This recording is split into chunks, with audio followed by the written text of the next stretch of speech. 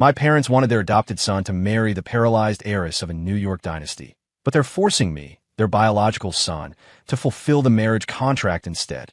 I numbly lifted my gaze to the backyard. Two silhouettes were busy setting off fireworks, doing everything they could to make the adopted son happy. It was a picture-perfect family moment, but it filled my heart with a profound, chilling sorrow. My own sister, who once adored me, and the girl I grew up with, the one who said she'd only ever marry me, they both now orbited him. Fine, I'll do it. I managed a faint smile and nodded.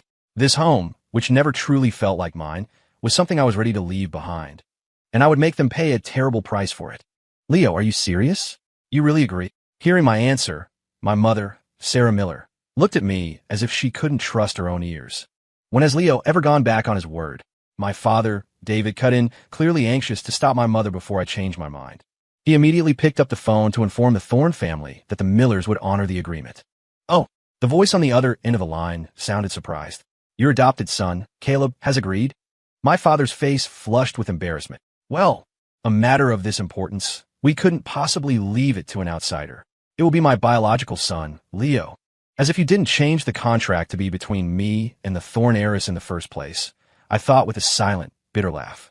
Funny how when it comes to something that could ruin a man's life, Caleb suddenly becomes an outsider. The truth is, the marriage contract was originally between me and the Thorne family's daughter. 5 years ago, she was in a car accident that left her paralyzed from the waist down. My parents, horrified at the thought of me marrying a paraplegic, went to a group home and adopted Caleb, an orphan a month younger than me. The plan was for him to take my place and marry into the Thorne family. At the time, I was deeply in love with my childhood sweetheart, Chloe Anderson, and she loved me back. Of course, I didn't object to my parents' scheme. So, the marriage arrangement was transferred to Caleb. For years, the Thornes never brought up. Then, 2 years ago, they revived the topic. That's when Caleb, who had masterfully charmed his way into everyone's hearts, suddenly changed his tune. He threw tantrums, threatened self-harm, and refused to marry the Thorne heiress. My parents spent every day coddling him, trying to cheer him up, promising they would find a way to cancel the contract. My sister, Olivia, who used to spoil me rotten, became his staunchest defender, buying him anything he wanted. And Chloe, the love of my life, stopped paying any attention to me. She even laughed and flirted with Caleb right in front of my face, completely radiant in his presence. Last month, the Thorne family delivered an ultimatum. The wedding had to happen soon, or they would sever all business ties with the Millers. Trapped, my parents turned their attention back to me, their marginalized biological son. Since I'd already lost love, what did I have to lose by agreeing? Excellent. Have Leo ready. The wedding will be in 7 days. Mr. Thorne, the head of the family, stated his terms and hung up. My father turned to me, a relieved smile on his face. Leo, Mr. Thorne said the wedding is in a week. Don't feel too pressured. Besides her disability, Ms. Thorne is a wonderful person. Besides, the Thornes are one of the most powerful families in New York. Marrying her is hardly a loss for you. A wedding. Just then, Chloe burst into the room. She looked at me, her eyes narrowed with suspicion. Leo, who are you marrying? My parents exchanged an awkward glance. It's nothing. My father explained hastily. I was just saying that in a week, I'm going to New York myself to officially cancel the marriage contract with the Thornes. Chloe's face lit up. That's amazing. I have to tell Caleb. He won't have to worry about marrying a cripple anymore. She spun around and ran back toward the front door, a joyful smile on her face as she shared the news with Caleb. Caleb, overcome with emotion, pulled her into a tight hug and burst into tears. Chloe gently patted his back, whispering words of comfort. Leo, my mother began, looking at me with hesitation. She finally found her words. I know you and Chloe have deep feelings for each other, but I hope you won't mention the wedding for now. I'm afraid she'll make a scene if she finds out, and that will just upset Caleb again. A cold laugh echoed in my mind. Right now, I desperately wanted to ask David and Sarah Miller who their real son was. But I knew it was pointless. Starting 5 years ago, Caleb had stolen everything from me. My parents, my sister, and the woman I loved. I, Leo Miller, was a real foster child. I was less than a stranger. Fortunately, in 7 days, I would be free of this prison they called a home. I would leave and never look back, severing all ties with the Millers and Chloe Anderson forever. Leo, my sister Olivia's voice cut through the air from the doorway. Caleb is craving one of those spicy chicken sandwiches from downtown. Go get one for him. You know the one. Olivia ordered, gesturing impatiently for me to go get Caleb his food. I looked at her, my voice flat. I'm busy. You. Olivia seethed, grinding her teeth. What's that supposed to mean? Is it such a burden to do one small thing for Caleb? Olivia, maybe we should just forget it. Caleb said, his voice laced with manufactured disappointment. It's a long way downtown. It's not right to make Leo walk all that way. That set Olivia off. No, I'm getting him that sandwich today. Leo, if you don't bring it back, you can forget about eating with us tonight. Chloe stepped in to play peacemaker. Leo, Caleb twisted his ankle and can't walk. Just do him this one favor, okay? Be good. She shot me a warning glance. I knew what she meant. Don't do anything to upset Caleb, or he might have another depressive episode. Depression? Huh. If Caleb Vance had depression, I'd personally twist my own head off and let him use it as a toilet. Just hold on. 7 more days, and I'm out of this disgusting place. Then we'll see who gets the last laugh. Fine, I'll go, I agreed. But I don't have any money. One of you will have to spot me. You don't have money? Olivia's brow furrowed. Leo, if you don't want to go, just say so. Don't make up pathetic excuses. Have you no shame? Mom and Dad give you a couple $100 a month for allowance, don't they? You don't have any other expenses. How can you have no money? I just stood there in silence. Maybe. Leo spent it all on video games at the land center. Caleb suggested with a faint, knowing smile. He pulled out a card and offered it to me. Bro, I've been saving up. There's still $1,000 on this card. You can have it. Saving up? He got $10,000 a month in living expenses, and Olivia and Chloe bought him everything he wore and ate. He was proud of having $1,000 left. What did that make me? For the past 2 years, my allowance had been cut to nothing. Where the hell was I supposed to get money? But I had to take the 1,000. It was free money. I reached out, took the card, and turned to leave. Caleb was clearly stunned that someone as proud as me would actually take his money. His lip twitched, and he put on a wounded expression. Bro, please try to be frugal with it. I was saving that to buy presents for Olivia and Chloe. Damn it, this two-faced manipulator was at it again, trying to start more trouble. Leo, as expected, Olivia's furious shout came right on cue. Why can't you be more like Caleb? Wouldn't it kill you to be a little responsible and save money? You're such a hopeless case, wasting your time on video games. You never learn. Give that car back to Caleb right now. It was true, I went to the land center every day, but not to play games. So you're saying you don't want a sandwich? I shrugged, handing the card back to Caleb. Fine by me. Saves me the trip. I turned and started walking toward my room in the basement. Leo, wait. Chloe suddenly grabbed my arm. I paused, confused. She hadn't touched me like this in 2 years. I have some money here. Chloe pressed a bank card in my hand and gave me a meaningful look. Just go get the sandwich for Caleb. Please. How much is on the card? I asked coolly, glancing down at it. Chloe seemed taken aback by the question. Her expression faltered for a second. It's 50,000. The pin is Caleb's birthday. A flicker of triumph ignited within me. 50,000. Yes, that should be more than enough. I'm going. Just wait. Without another glance, I walked out of the house. The moment I was outside, I pulled out my phone and called an old friend. Whoa, a ghost. After all these years, what made you think of calling me? My friend Ben's cheerful voice came through the line. Ben Carter was my best friend. We, along with Chloe, had grown up together. We used to hang out all the time. But after Caleb arrived, we drifted apart. 2 years ago, we lost contact completely. Hearing his voice warmed my heart. Get out here. I'm treating you to a night on the town. By night on the town, you mean the kind that ended a strip club? Ben joked. Normally, I would have cursed him out for being a degenerate. You son of a bitch, you really are my brother. I laughed. The old spot. First, a feast, then the club, then whatever else. The whole 9 yards. I'm paying. Holy crap. Did you hit the lottery? Ben's voice was a mix of shock and excitement. I'm on my way. 10 minutes. I hung up, a smile on my face. I glanced back at the house behind me, and a cold smirk spread across my lips.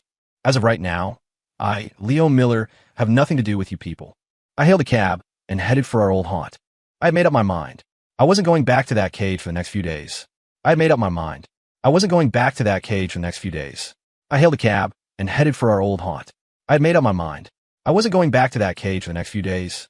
Then we'll see who gets the last laugh. Then we'll see who gets the last laugh. Fine, I'll go, I agreed. But I don't have any money. One of you will have to spot me. Leo Miller. And a cold smirk spread across my lips.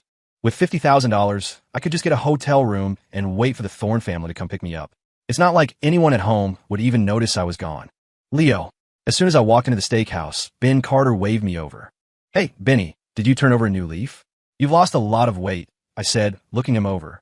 The kid had definitely slimmed down. Ugh, don't even ask, Ben sighed dramatically. These past 2 years, I've been wasting away from missing you, man. I rolled my eyes and sat down. I ordered a massive spread of all our favorite dishes, porterhouse steaks, lobster, the works. I also ordered 2 bottles of top-shelf whiskey, one for each of us. The bill was easily going to be over $3,000. Damn, Ben's eyes were wide with envy. Did you strike it rich? How'd you get your parents to give you this much cash? Ben's family was well off, but he was prone to gaining weight, so his parents kept him on a tight leash with his allowance, afraid he'd spend it all on junk food. It's not from them. I shook my head. Chloe gave it to me. Are you two getting married? Ben's jaw dropped. Holy crap. I'm finally going to get to see you two tie the knot. I shook my head again, a small smile playing on my lips. No, the person she's marrying is Caleb. What? Ben slammed his hand on the table. That piece of trash, Caleb? He's not worthy of marrying Chloe. He paused, his face scrunched in confusion. Wait, you and her are childhood sweethearts. Isn't Caleb supposed to marry that thorn heiress from New York? Seeing Ben so worked up and indignant on my behalf, I didn't say anything. I just kept smiling. I thought it would hurt, but it didn't. Not even the fact that I was about to be married off to a paralyzed woman I'd never even met. My phone suddenly buzzed. It was Olivia. I didn't need to answer no. She was calling to ask if I'd dropped dead, since I hadn't returned with the damn sandwich yet. I declined the call. A flood of texts followed. I powered my phone off completely. Cheers. I raised my glass and clinked it against Ben's. He was watching me with a complicated expression. I downed a whiskey in one go. After we had our fill, I paid the bill, and we stumbled out of the restaurant, arms slung over each other's shoulders. Let's go. Next stop, Noir Lounge. Noir Lounge was a high-end club downtown. It had live bands, a dance floor, and private VIP rooms. Most importantly, the quality of the cocktail waitresses was legendary. Get us a private room, and bring us your best girls. 2 for each of us, I slurred to the manager. The manager looked at me skeptically, but after I swiped the card for a few $1,000s worth of champagne, his attitude changed completely. Noir, you pay first, you play later. You stay, the rest of you get out. Bring in another group. I commanded, feeling the power of money. I picked a girl who looked younger and more innocent than the others and dismissed the rest, cycling through several groups until we were satisfied. This wasn't a big city, so there weren't any minor celebrities or influencers, but the selection was decent. Soon, we had our company. We partied until 1 in the morning, and by then, we were both completely wasted. The manager came back to settle the final bill. We still owed for the girls' time. We hadn't picked the most expensive ones, but for 4 of them, it was still over $20,000. Plus the tips I promised, the total was at least $30,000. Swipe. Swipe the card, I said grandly, tossing Chloe's card to the manager. He smiled, quickly entered the amount, and asked me for the PIN. I still remembered it. Caleb's birthday was burned into my memory. A month younger than me. Beep. Card declined. The cold, electronic voice of the POS machine cut through the haze, and the room fell silent. I shook my head, trying to clear it. What? What's going on? Did I enter the wrong PIN? Here you try. 2-0-0-1-0-5. The manager tried again. His expression darkened. Sir, are you going to settle this bill or not? As he spoke, several large men in black suits entered the room, surrounding us. The threat sobered me up instantly. Ben was in a similar state, but he instinctively moved to stand in front of me, staring nervously at the imposing figures. Leo, what's happening? The card was working fine before, what now? Oomph, the manager snorted. Your card isn't working. Use another one. I felt my pockets. This is the only one I have, I said, embarrassed. There's over $20,000 on it. Why isn't it working? We'd had our fun, but now we were in deep trouble. Ben was broke, I was broke. What were we going to do? With no other option, I was about to turn my phone on to ask Chloe what was wrong with the card. Is there a problem? A cool, commanding woman's voice came from the doorway. I looked up, and both Ben and I froze. We had never seen a woman with such regal bearing, such stunning beauty, and such a perfect figure. Her deep purple silk dress was slit high on the thigh, revealing long, elegant legs. Her oval face was flawless, her almond-shaped eyes narrowing slightly as she looked at me. For a split second, I thought I saw a flicker of excitement in her expression, but it was quickly replaced by an icy composure. The manager started to greet her, but she silenced him with a wave of her hand. What's the matter? Had your fun, and now you don't want to pay? She swayed over to me, her hips moving with a hypnotic grace. Her voice was laced with playful mockery. No, I just don't know what's wrong with my card. I averted my gaze, not daring to meet her eyes. but I couldn't stop my peripheral vision from stealing glances at her. Impressive chest. The card isn't broken. It's been frozen. Her voice was melodic, but the words were a death knell. Frozen? Did Chloe do this? The first charge for a few thousand went through. The champagne for another few thousand also went through. Why freeze it now? Was she that petty? The woman saw my predicament and sneered. So, tell me, how do you plan to settle your debt? Should I have my men cripple you and throw you in the street? Or would you prefer to sell yourself? I'll do the selling. Don't you dare touch my friend. Ben stood his ground, glaring defiantly at the beautiful woman. You? She laughed dismissively. You're not my type. She reached out, tilting my chin up with her finger, as if she were seducing a maiden. Tell you what, little boy, I'll give you a chance. If you can please me, I might just consider waiving the bill. I swallowed hard, the sound echoing loudly in the silent room. I cursed myself for being so pathetic. But damn it, this woman was intoxicating. A perfect face, a killer body, seductive eyes, and a voice that could melt steel. What man wouldn't, right? If serving her for a night meant getting out of this mess, it might be worth it. Besides, I was already being sold to Ms. Thorne. Why not have one last wild night before the end? Well, I thought for a moment, then put on a look of feigned reluctance. I'd rather not be crippled. I'll do my best to serve you well. Before leaving, I made her promise to let Ben go. She agreed. MMS. Thorne, you can't. The manager panicked when he saw the woman was about to take me away. Ms. Thorne? This woman's last name was Thorne? Was she the owner of the club? Or the owner's daughter? Maybe I'd been out of the loop for too long, but I didn't know there was a powerful Thorne in Riverton. Whatever. I crossed that bridge when I came to it. First, I had survived the night. And so, in a daze, I followed her. Leo Miller? In the presidential suite, the beautiful woman sat with her legs crossed, her eyes full of amusement as she looked at me. A jolt went through me. How did she know my name? Ms. Thorne. I stammered, my mouth dry. She ignored me, rising gracefully to pour 2 glasses of red wine. Here, have a drink with me. I took a deep breath and accepted the glass, clinking it gently against hers. I noticed that while her face was calm, her eyes held a trace of excitement and nervousness. Ms. Thorne, how would you like me to serve you? After a glass of wine, my courage grew, and I took the initiative. After all, a $30,000 debt was on the line. One night, for a woman like this, wasn't a bad deal at all. But for some reason, she felt intensely familiar. My name is Seraphina Thorne. She held her glass and walked toward me. Seraphina Thorne? That name, it was the exact same name as the heiress from New York. I looked at her smile, and in that moment, a powerful sense of déjà vu washed over me. She couldn't be the Seraphina Thorne, could she? The thought arose, but I quickly dismissed it. The Thorne heiress had been in a car accident. She was paralyzed, and she was in New York. How could she possibly be in Riverton, let alone run into me here? It had to be a coincidence. Seraphina glanced at my phone, which was vibrating nonstop on the table. That's been buzzing all night. Aren't you going to answer it? She asked with a light laugh. Answer what? I picked up my phone without even looking at the screen and turned it off. He. Seraphina suddenly giggled. The cold, aloof demeanor vanished, replaced by an almost girlish charm. Well then, let's have another drink. After several more glasses, Seraphina's cheeks were flushed, and she seemed a little drunk. I wasn't much better, but I remember my mission for the night and knew I had to be proactive. What are you doing? Seraphina clutched her chest. Her face beat red as she looked up at me. The high-slit dress, the silk, that exquisite face, those wide, watery eyes. Seeing her like this, my head spun. To hell with it. I leaned in and kissed her. My mind went blank for a second, but then I was lost. Damn it. Seraphina's hands gripped my shoulders tightly, her nails digging into my flesh. The rest of the night was a blur. The next day, when I woke up, Seraphina was already awake.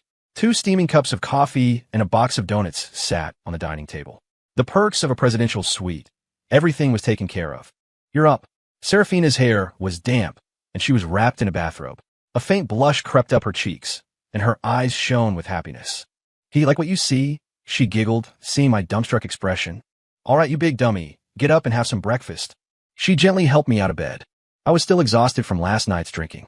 I sat down at the table, a question forming in my mind. How did you know I like coffee and donuts for breakfast? Of course I like them too. Seraphina stammered. I frowned slightly, but my stomach was empty, so I didn't press the issue. After breakfast, I took a shower. When I came back, I found Seraphina cutting a piece of the bedsheet with a pair of scissors. Oh God, I thought. She was experienced. I'm sorry, I didn't know you were. My voice trailed off, and a wave of anxiety washed over me. I was about to marry the thorn heiress in New York. I couldn't be responsible for her. Besides, I had nothing. Why did I have to be responsible for anyone? Serafina turned and shot me a playful eye roll. Look who's talking. You couldn't even find the door. Seeing her coy expression, I couldn't help but laugh. 5 days passed in a blur. I kept my phone off for 5 whole days. They were 5 days of peace, the happiest 5 days of my life. On the 6th day, she told me she had to go home. There was something urgent she needed to prepare for. And it was time for me to go home and wait for the Thorne family. Will we see each other again? I asked reluctantly as we were about to part. Serafina smiled. We will. And when we do, I'll have a surprise for you. I didn't know what her surprise was, but I knew that once I was married into the Thorne family in New York, I would likely never see her again. It was a shame. When I arrived at the Miller house, the atmosphere was heavy. Leo, where the hell have you been? The first person to greet me was my mother, Sarah, her face contorted with rage. My father, David, stood behind her with a grim expression, but for the first time in 5 years, he wasn't yelling at me. Olivia glared at me. Leo, you had Mom and Dad worried sick. They almost called the police. But they didn't, did they? I retorted with a cold smirk. Leo, Chloe's voice was ice. You have disappointed me more than I can say. Caleb, the green tea sipping snake, was playing the role of peacemaker. Olivia, Chloe, it's okay. As long as Leo is back, that's all that matters. Don't be too hard on him. You hear that? Olivia snapped, her glare intensifying. If you were half as considerate as Caleb, then maybe. I cut her off, my eyes locking onto hers. Say one more word, and I swear I'll slap you. Olivia flinched. She was about to explode, but a sharp look from my father silenced her. Are the Thorns here yet? David asked my mother, frowning. They said they'll be here any minute, Sarah replied quickly, then turned her glare back to me. What are you waiting for? Go change your clothes. I stepped into the house, but Chloe followed me. I stopped and turned to face her. Leo, I need to talk to you, she said hastily. From the corner of my eye, I could see Caleb's expression of pure schadenfreude. I ignored her and walked straight to the basement. As I opened the door, a musty odor hit us, and Chloe instinctively covered her nose and mouth. You live in a place like this? Her words almost made me laugh. After all these years, you're only just now realizing where I live. If you can't stand it, then get out.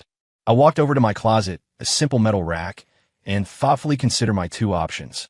Should I wear the school uniform or this tracksuit? I was genuinely torn. These are the only 2 outfits you have. Chloe's voice trembled. Sigh. I let out a breath and ultimately chose the tracksuit. The school uniform was too old and didn't fit anymore. The tracksuit was a gift Chloe had given to Caleb. He wore it once and then threw in the trash. I'd fished it out. Thinking about it now, it was utterly humiliating. Serafina had bought me a ton of new clothes over the past few days, but I hadn't brought them back. I'd already packed them and had them shipped to a UPS store near the Thorne estate. I'm changing. Are you going to get out or not? I held up the tracksuit and glared at Chloe. A panicked look flashed across Chloe's face. Leo, what has been going on with you all these years? I held up a hand to stop her. What? You want to hear me tell a joke? Or would you rather I lie to you? And no. Chloe shook her head vigorously, her face filled with guilt. I honestly had no idea that you were living like this. There was a time when her eyes were only for me, when she would never let me suffer any injustice. But in recent years, she had stopped asking about my life. I scoffed. Don't you worry about me. I'm doing just fine. I'm so sorry. Chloe lowered her head, hiding her expression. Then she looked up at me again. But don't worry. I promise I'll make it up to you. Caleb's depression has been better these past few days. As soon as you get back from New York after canceling the engagement with your dad, I'll marry you. I chuckled softly and started changing my clothes. My upper body was thin, almost gaunt, and crisscrossed with scars. Over the past 5 years, David Miller had punished me countless times. These scars were the best evidence I had for the revenge I was planning. Leo, Chloe's voice was strained, her shocked eyes welling up with tears. These scars. Where do they come from? I said mockingly. You can thank your precious Caleb for them. Chloe staggered back, her face a mask of disbelief. She took a few hesitant steps toward me, reached out a trembling hand to trace the old and new scars, her vision blurring with tears. Does it hurt? I found her behavior bizarre. Had she forgotten that she was the one who said we had to keep our distance to avoid triggering Caleb's illness? This is nothing. I sneered, grabbing her hand and pressing it against my chest. This is where it hurts more. With that, I ignored her and finished changing. Chloe opened her mouth to say something, but no words came out. As I started to change my pants, she quickly turned away. Her voice, quiet and strained, came from behind me. Leo, if you were just as obedient as Caleb, you wouldn't have gotten hurt so badly. In the future, you should. Chloe, I couldn't take it anymore and roared. Can you just get out? Chloe spun around, her face a picture of disbelief. You yelled at me? Leo, you've never yelled at me like that before. How could you? Her voice rose in pitch. You brought all these injuries on yourself. Who do you have to blame but yourself? You're the eldest son of the Miller family. Caleb is just adopted. Do you really need to target him like this? Chloe, I was shaking with rage. I lifted my shirt again, pointing at the tapestry of scars. You see this one? This is from when Caleb said, I stole Dad's watch. He almost beat me to death. This one, from when Caleb said, I stole Olivia's underwear. Almost beaten to death again.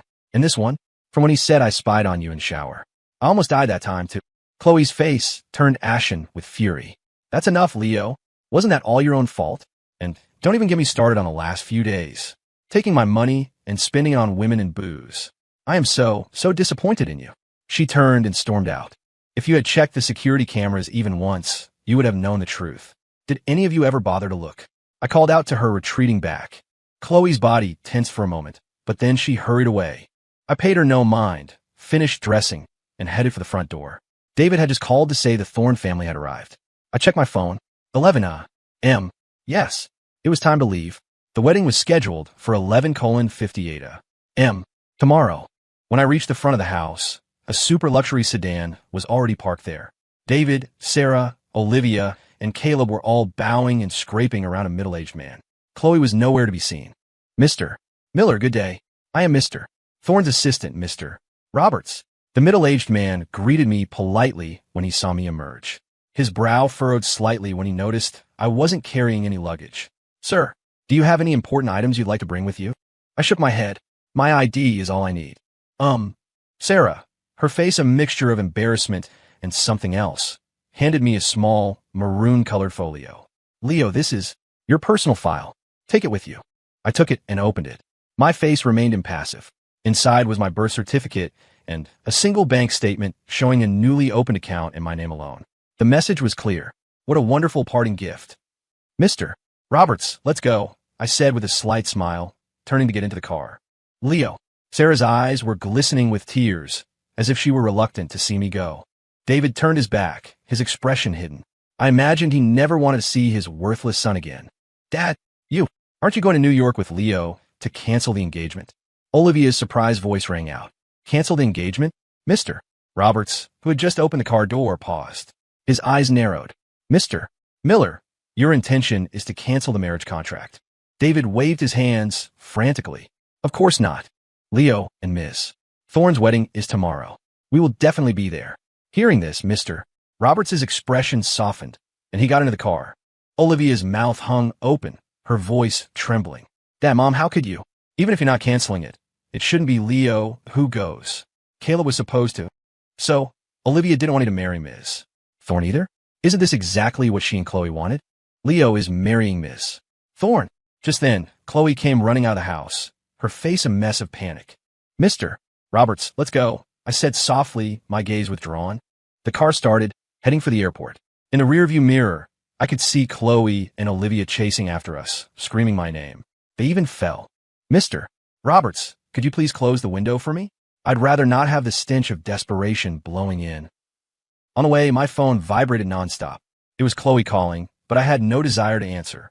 I declined every call. Ding! A text notification. I accidentally opened it. It was from Chloe. Over 100 unread messages. They were all angry, demanding messages from the past few days and new ones that had just arrived. Leo, you tell me right now, is it true you're marrying Ms. Thorne? If you keep playing these hard-to-get games, I'm going to marry Caleb. Answer your phone. Leo, please answer my call. I'm begging you. The messages kept coming, each one more desperate than the last. I had no interest in reading any more. I blocked her number and deleted the conversation.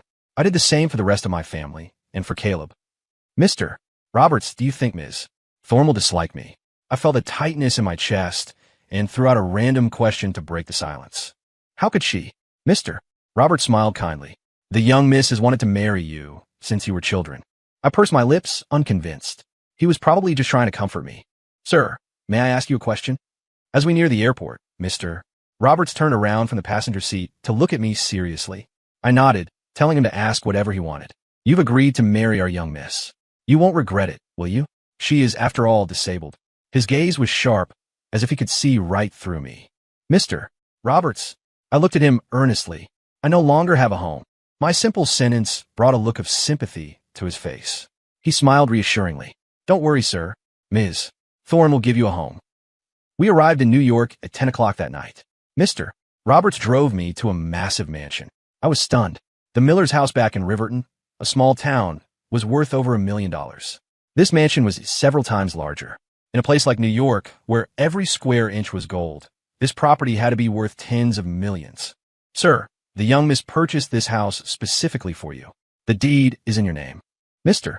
Roberts opened the grand front door and led me inside. Tomorrow, you will go to the Thorne estate to pick up the bride and bring her back here. I stood frozen in place. A multi-million-dollar mansion, solely in my name? The Thorne family was incredibly generous, but I was still naive. The real shock was yet to come. The master suite was decorated with festive balloons and romantic ornaments. It was warm and inviting, but that wasn't what was important. What was important were the antiques, gold, and jewels scattered around the room. These are all part of the young Mrs. Dowry to you, Mr. Roberts said with a broad smile. Oh, and your best man has been arranged. He will be here tomorrow morning to go over the details with you. For now, I will let you get some rest. I'll see you tomorrow. With that, Mr. Roberts turned and left. I looked around the room, filled with priceless treasures, and felt a pang of bitterness. I had truly sold myself, but damn, was a good price. I turned on my phone to set an alarm. A call from an unknown number came in, and I accidentally swiped to answer. Leo. It was Chloe's panicked, tear-filled voice. Don't hang up, please. I didn't say anything. I just listened. Leo, you can't marry Ms. Thorne. Chloe cried. I'm getting on a plane to New York right now. Wait for me. Chloe, Leo has finally found someone. Why do you have to go bother him? Caleb's voice suddenly interjected from her end of the line. Shut up. Chloe screamed at him. This is all your fault. You're the reason Leo has to go to New York and marry a cripple.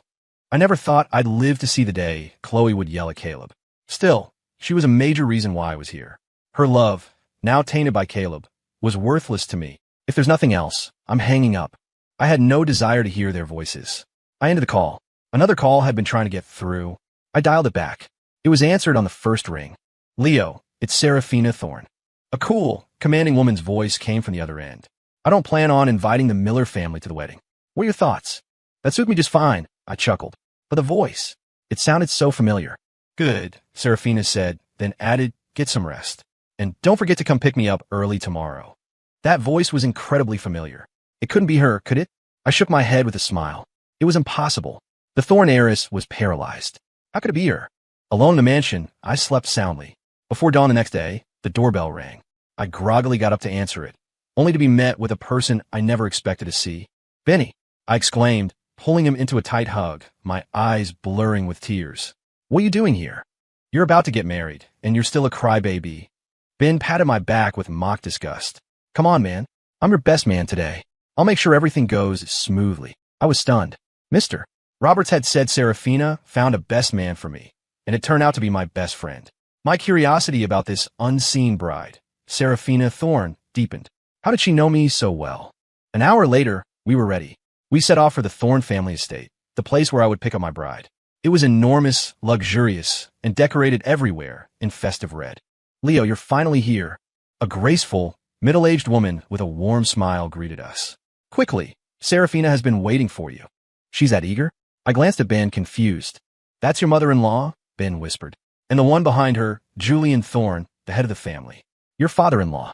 And the elderly lady, you should call her grandma. So, these were all Serafina's immediate family. Her father was reserved, but the happiness in his eyes was undeniable. Her grandmother's gaze was full of affection. I went around, greeting each of them and collecting red envelopes filled with deeds to properties, keys to luxury cars, stock transfer agreements, and bank cards. I couldn't even hold them all. Ben helped me, a massive grin on his face. Leo, from now on, I'm sticking with you. After introductions to the extended family, I was finally led to Serafina's room. Go on in. I stood before the door, and Ben gave me a push. Honestly, I was nervous, but also a little sad. The Serafina with whom I had spent 6 wild days would now be a thing of the past. I took a deep breath, and for courage, I shouted, "Honey, I'm here to get you." Then, I pushed the door open. On a large, red-draped bed sat a bride with a red veil covering her head. She didn't speak. There was a tradition here. From the moment a bride leaves her home until she arrives at her new one, her feet cannot touch the ground. And since Serafina was paralyzed as her future husband, it was my duty to carry her back to the mansion. Wait a minute. If she's paralyzed, how's she sitting up so straight? The thought flashed through my mind, but was quickly chased away by Ben's urging. I walked over and gently lifted her into my arms. Her body trembled slightly, but with the veil on, I couldn't see her expression. Still, I couldn't shake the feeling that her figure was exactly like the other Seraphinas. For a moment, I had the crazy thought that they were the same person, but there was no time to think. I had to carry her back to our mansion. The journey back was smooth. In the car, Serafina remained silent, but her arms around my neck tightened slightly, as if she were afraid I would leave her. "As Serafina," I said, trying to break the awkward silence. "Call me wife," her cool voice commanded from under the veil. I stumbled over the word. "Wife." She suddenly buried her head in my chest, seemingly pleased with my obedience. My heart clenched. She was about to become my wife. I needed to let go of the past and embrace the future with her. With that thought, I wrapped my arm around her. "Wife, thank you." Screch. The sound of tires screaming against asphalt filled the air. I held on to Serafina tightly to protect her from a jolt. "What the hell? How'd they get here?" Ben, in the passenger seat, cursed loudly. I looked up. Standing in front of our car were 2 women I never wanted to see again. "Are they trying to get themselves killed?" I muttered, my voice cold as I stared at Chloe and Olivia blocking our path. I was also curious. How did they get here? And how did they find us so precisely? "Leo." Chloe banged on the car window, her face etched with panic and desperation. "Get out of the car. Don't do this just to spite me." "She's right, Leo." Olivia chimed in, her expression full of remorse. "You can't ruin your life over a grudge. You'll regret this when it's too late." I remained silent. The woman in my arms asked softly, "Honey, do you want to get out?" "I don't want to," I said, shaking my head firmly. "But I need to. I have to deal with this. Wait for me." "Okay," Serafina replied. "Do you need my help?" "It's nothing I can't handle," I said, giving her hand a gentle squeeze. "Trust your husband. I'll take care of it." Then I got out of the car. Chloe rushed to my side, a look of triumph on her face. "I knew it. I knew you'd get out of the car for me." "Ah," Olivia scoffed confidently. "Leo is so in love with you. Now that you're here in person, how could he possibly keep up the act?" I offered a faint smile. "Today is my wedding day. I'd appreciate it if you two would get out of the way. Benny, give them a red envelope. Let's go." I turned to leave. Chloe's face fell. Just as she was about to speak, bodyguard from another car moved to block her path. "Leo," she cried, tears streaming down her face. "What? What do you mean? You're not coming back with us?" "Leo." Olivia's remorse evaporated, replaced by fury. "We came all this way to beg you. Don't be so ungrateful. We saw the security footage. It was all Caleb. We know we wronged you," she yelled. "But are you completely blameless? You never defend yourself. You never tell us the truth. That's why Mom and Dad—" "Shut up." Ben, standing beside me, could no longer contain himself. "Olivia, what right do you have to say any of that?" Olivia turned red with anger, but before she could retort, Ben cut her off again. "When you were accusing Leo, didn't he try to defend himself? Did you let him speak? And even if he did you listen? You'd rather believe an outsider than your own son, your own brother." Olivia trembled, her face went pale, and her lips quivered, unable to form a response.